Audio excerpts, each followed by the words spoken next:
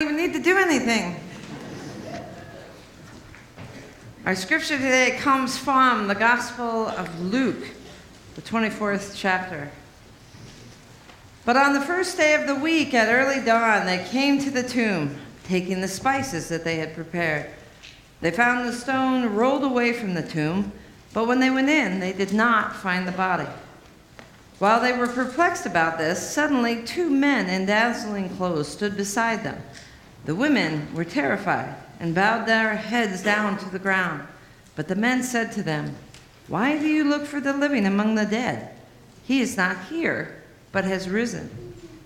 Remember how he told you while he was still in Galilee that the Son of Man must be handed over to sinners and be crucified, and on the 3rd day would rise again." Then they remembered his words, and returning from the tomb, they told all this to the 11 and to all the rest.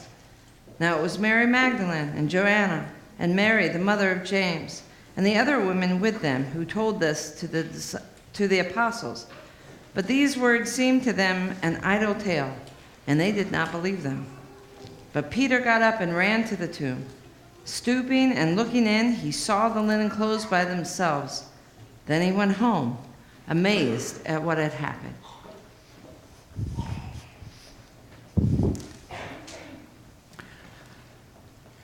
And may the words of my mouth and the meditations of our hearts be acceptable in thy sight, O Lord, our strength and our Redeemer. Amen. So we expect Easter to begin with a great big bang, and yet it really begins with a quiet little whisper, an empty tomb with nothing more than the suggestion of great things to come. And of course, in a lot of the world's minds, Easter actually not only begins this way, but ends this way. Easter really is nothing but a pious fiction held in the heart of believers, more like a pulling a rabbit out of a hat trick. There's pretty interesting, but really nothing ultimately behind it. Now, there are a lot of children present with us this morning. I thought maybe before everything begins, we could have a little fun. Would you like to see me pull a rabbit out of a hat? Yeah? Yeah? All right. Are you kidding? I can't do that. I'm a minister, not a magician. However, I can do something else. I can change a milkshake into a rake. How's that? No, I really can't. Well, me and the worship team, we actually did it on Wednesday as we were preparing for this service. We turned a milkshake into a rake, and I will teach you the deep secrets so that you might be able to do it yourself. All it takes is something called telestration. Anybody ever play telestration? Telestration is like the old-timey telephone game where you whisper something into somebody's ear, and then they whisper it, and they whisper it on down the line until it comes out completely bizarre at the other end. Only with telestration, they've done it one better. It's using words and pictures that are passed on down. So one person writes a word, and then the other person has to draw the word, and then flips the little page. The next person just sees the drawing and has to say, "Oh, what is that?" and write down whatever they see, which is then passed to the next person, and they've got to draw that, and so on, and so on, and so on. Well, we started with milkshake, right? Okay, and so that got passed to the next person, and here's what the next person drew. Looks like this. Yeah, there's milk and it's kind of shaken there, so actually the next person guessed it dead on. That's a milkshake, they wrote. So that book got passed on to the next person. They had to draw a milkshake, and boy, now we got somebody was pretty fancy there. Not only to make sure this is a milkshake, right? And so made it kind of easy for the next person. They thought, yeah, that's a milkshake. But then it got to the next person, and that's where things got a little interesting. This is how the next person drew milkshake. Okay. Butter churn? No. Okay. Oh, I guess that's a glass of milk. And that's a cow. That's not a mouse. That's a cow next to it. If you look really closely, you can kind of see those things. Well, needless to say, the next person didn't quite get that. They saw something that looked a bit more like this. And so they wrote down broom, and so the next person gets that. And, oh, okay, I can draw a broom. And so there's a person with a broom. The person said, oh, I know what that is, of course. It's a rake. And that's how you turn a milkshake into a rake. Now, lest you think that we just do fun and games at worship team meetings on Wednesday, we got very serious after that.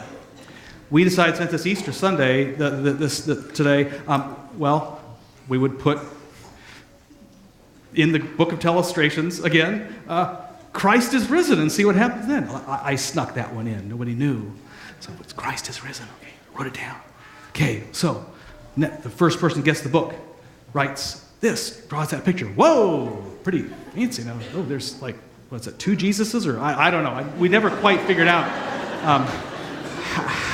what was going on there. But the next person got something pretty close. Resurrection. All right. So the next person got the book and drew, kind of abstract interpretation of that, which didn't set it up too well for the next person, who wrote, oh yeah, I know what that is. That's a peony.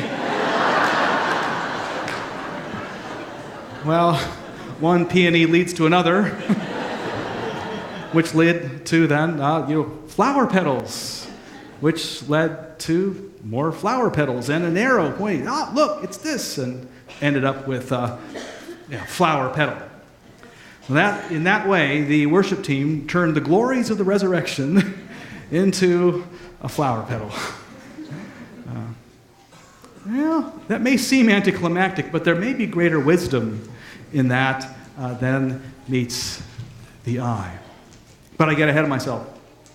I want to just turn for a moment back to where we began this Evolving Universe, Evolving Faith series.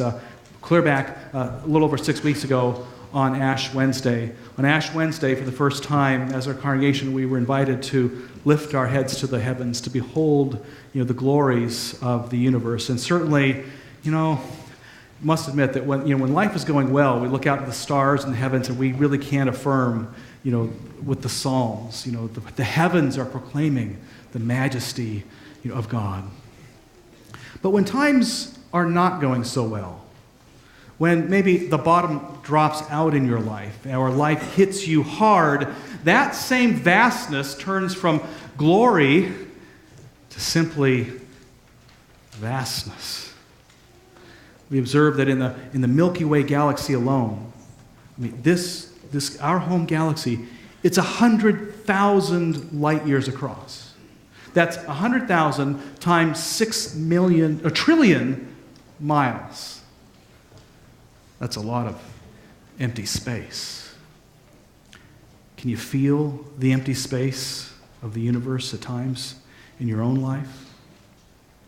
And we observed, though, that within all that emptiness, something is there. In fact, just in our Milky Way galaxy alone, if we were to represent every star in our galaxy with a single grain of salt, star, that is, like our sun, most of which are bigger than our sun. Every star was just a single grain of salt. We discovered that it would take 22,000 cans of Morton salt just to represent the stars in our own galaxy, let alone the universe. Wow. There is, within great emptiness, a certain fullness. We see that when we look out at the heavens, and it's helpful to bear in mind. But also it's helpful when we look up close to those things that are concrete in our world. Our whole bodies demonstrate that principle we found. There's the atoms in our hands or anything around us. The distance between the nucleus of the atom and its encircling electron clouds on a relative scale is so great that it would equal the distance between the earth and the sun. That's, you and I, in other words, are 99.9999999% empty space. When we look at the greatest, grandest scales, and in the most minute scales, we find the very same principle. There is a certain fullness, some things fuller than others, amidst great emptiness.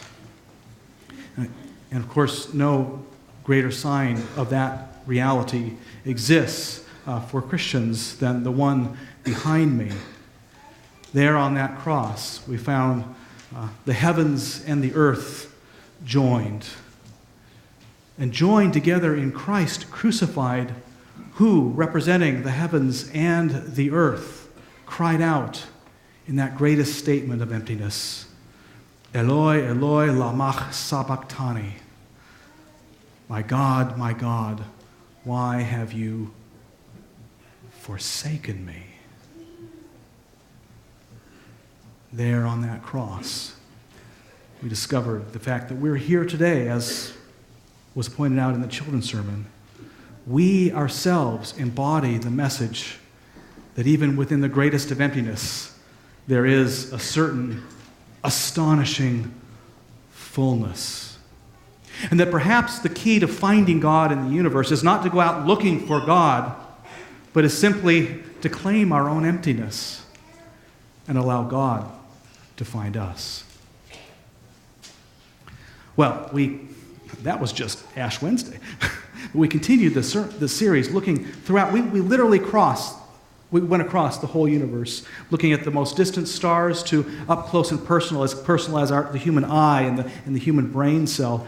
We've transcended all of time from events said to happen over almost 14 billion years ago to the latest data from the Kepler Space Telescope, which is strongly suggesting that every star out there has planets circling them.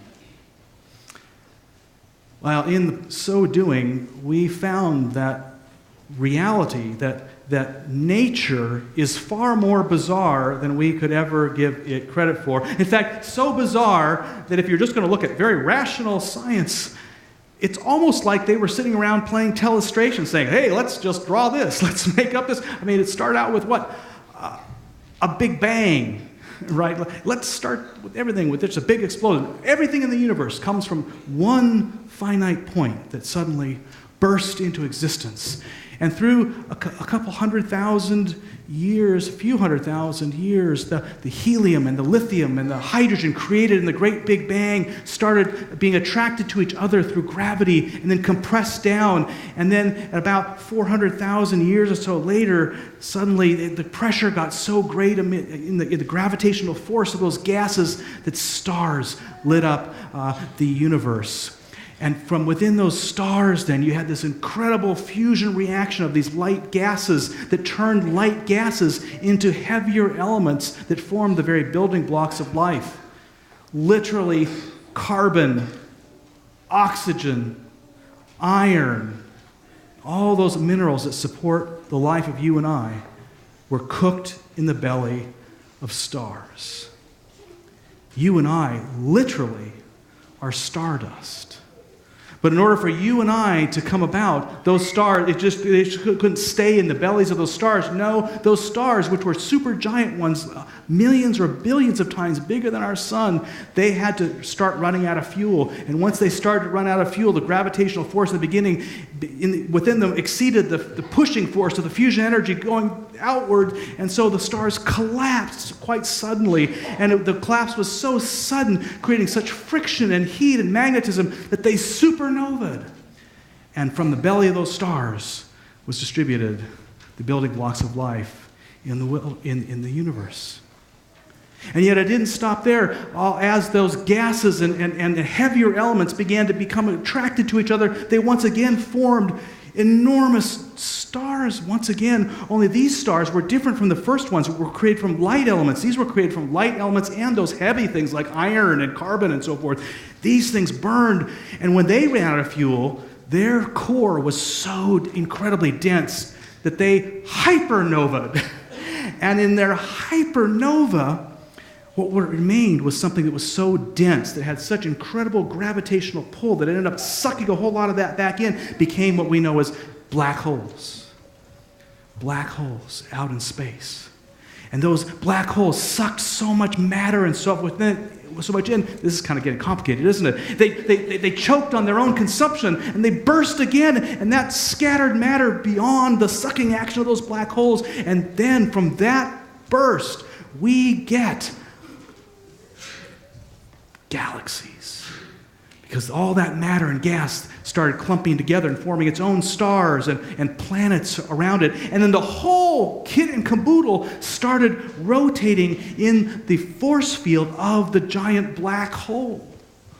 Too far out to get sucked in, but close enough to start to rotate. Our own Milky Way galaxy, we found, at the very center of our galaxy, is a gigantic dead star known as a black hole. And that symbol of death has now become a source of life for us. We rotate around it in our little tiny solar system, which is just a tiny part of that Milky Way. And yet we still wouldn't be here if not for the fact that there was so much matter around in our little tiny solar system, shifting around in the beginning, that the little tiny planets, there are 100 planets or more, were shifting around and running into each other. And as they collided and died as a single planet, they formed into greater and greater planets.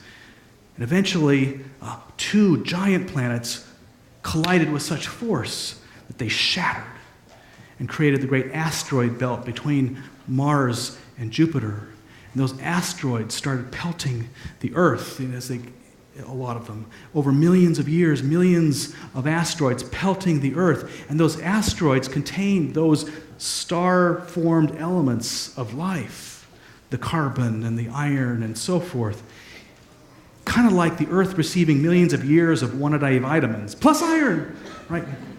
Steeping then in the oceans for millions of years. Primordial forms of single-celled organisms arose, and over a process of themselves dying and being transformed into higher forms of life, more death, more transformation, we arrived at something that looks like this. Pretty impressive, huh? Pretty amazing when you think of it.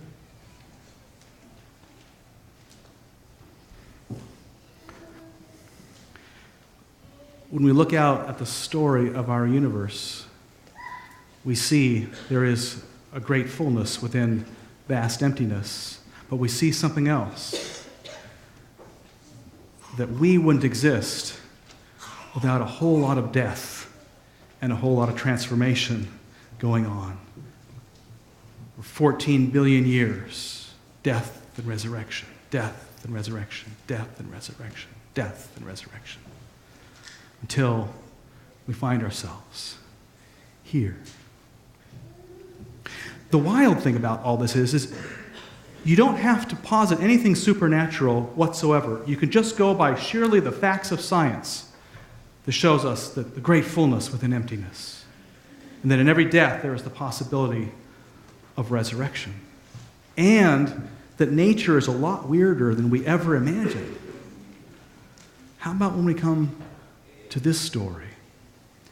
Is this something that we center on Easter Sunday, something that's supernatural? Or does it redefine our understanding of nature itself? Let's hear the story as it continues. Now on that same day, 2 of them were going to a village called Emmaus, about 7 miles from Jerusalem, and talking with each other about all these things that had happened. While they were talking and discussing, Jesus himself came near and went with them, but their eyes were kept from recognizing him. And he said to them, "What are you discussing with each other while you walk along?" They stood still, looking sad.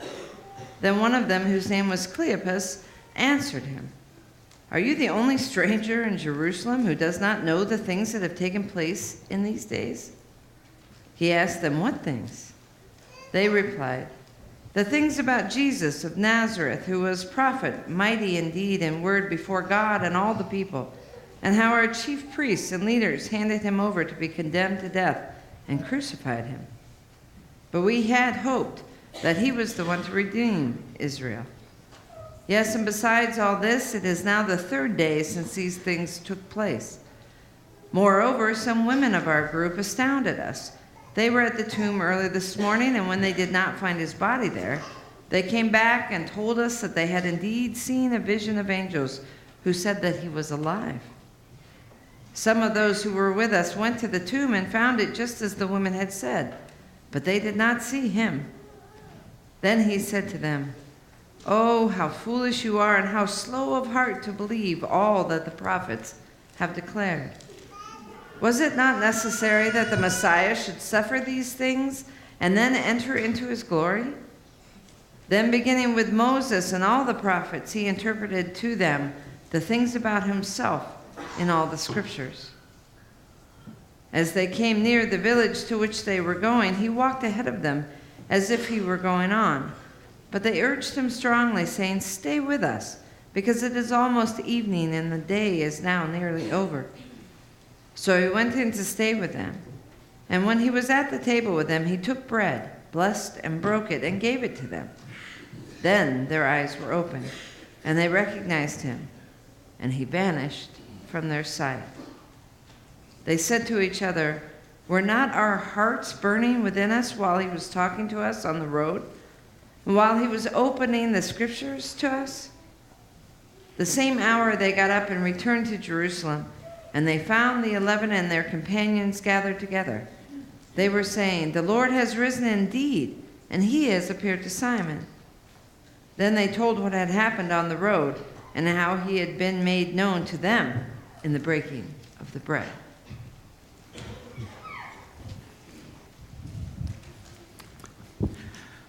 So in the story of the universe that I just kind of rehearsed 14 billion years in like 6 minutes, bear in mind that if there weren't like reams of scientific data backing up those very claims, you probably would have had me escorted out of here in a straitjacket, straight to some sort of mental facility. Think, this is crazier than you could ever get at.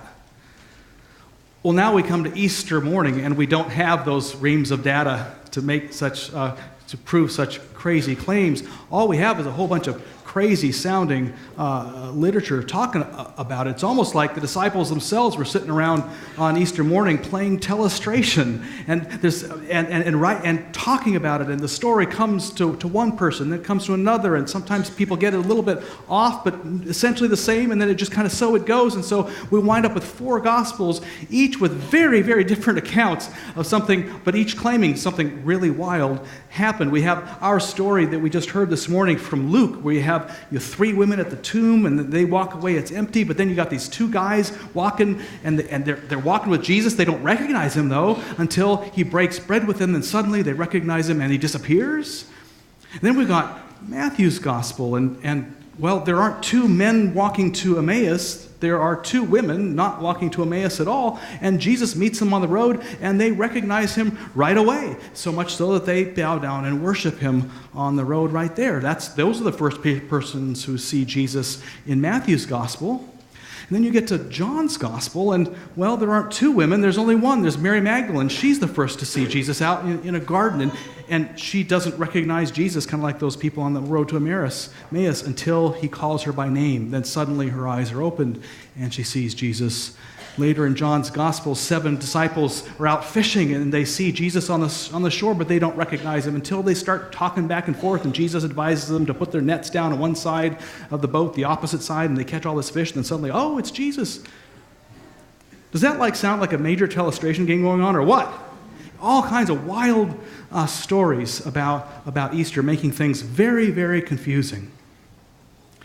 Well, I doubt that we will ever get to the bottom of exactly what happened to Jesus on Easter morning. We can debate from now until the end of time. Was it a physical resurrection? Was it a spiritual resurrection? Or what was it? But what really impresses me is what happened to the disciples on Easter morning, because there we do have a clue about something that happened to them. What we have a clue about is that each and every single one of them were so excited by whatever happened on Easter morning that instead of shrinking away into the bowels of history like they certainly would have done had Jesus simply died and nothing more happened, They went out and proclaimed with great joy an amazing message that Christ still lives, not only lives, was raised up, but continued to live within them. They proclaimed this in the face of all the opposition the world could throw at them.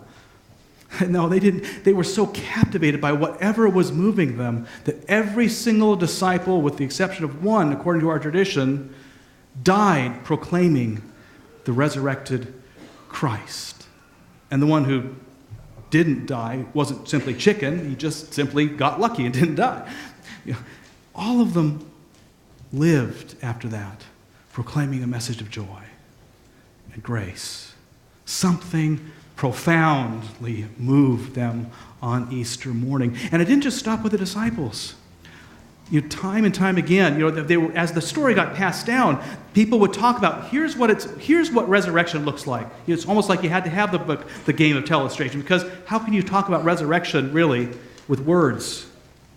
They'd say, resurrection is kind of like this. It's kind of like three women at a tomb that's empty, in sorrow, going away with hope. Well, here's what resurrection looks like. It looks like a couple guys going on the road to Emmaus in the presence of a complete stranger discovering that it's Christ in their midst. Or here's what the resurrection looks like. It looks like sitting down to what seems to be the very last meal you have of an old way of life you're shedding. And that meal turns out to be the very first meal of a new life. Here's what resurrection looks like. It looks like leaving Jerusalem in utter despair and coming back with great joy. And over the years, this message continued to live within the hearts of believers, but not simply live as a belief, but as an experience. That there is great fullness within vast emptiness. That every death has the possibility of resurrection, something greater. Through lived experience is what they got, not simply beliefs. And over the years, within just a few centuries, in fact, there were so many of these people that even the Roman Empire, which was dead set against Jews and even deader set against Christians, converted to Christianity. Of course, Christians had an unfair advantage, I have to admit. The Romans, all they had was ultimate military power, wealth beyond your wildest imagination, political genius, all kinds of fullness. They had that. The Christians, though, they had the advantage. They had things like poverty, discrimination, imprisonment, torture, even death. Oh, and they had one more thing. The secret of the universe. That there is astonishing fullness within great emptiness. That resurrection can be found in the heart of death. And this made them fearless. There was no threat that could get them down. And it made them joyful. Because once you learn to live without the fear of life, you enter its great joy. Funny thing is, you can't experience the fullness of God and see God everywhere without first seeing God nowhere.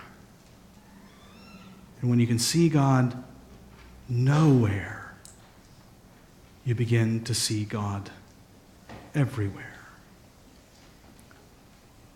Resurrection and fullness in something as weak and helpless as a flower petal.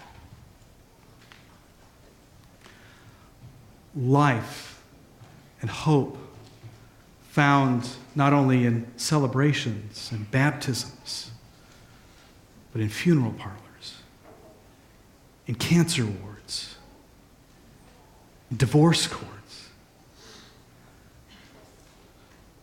Every place where we find emptiness, if we come to embrace that, we don't find God. God finds us.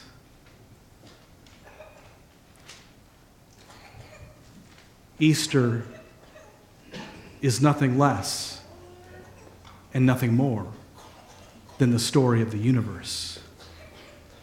And the story of the universe is nothing less, nothing more than the story of Easter. Our lives are living telestration booklets. There's things about our lives that go beyond words, joys that can be expressed not with words, but with actions. How will you, in your life, embody the fullness within your experience of emptiness and bear witness to the joy and the fearlessness of Easter morning and today? Amen.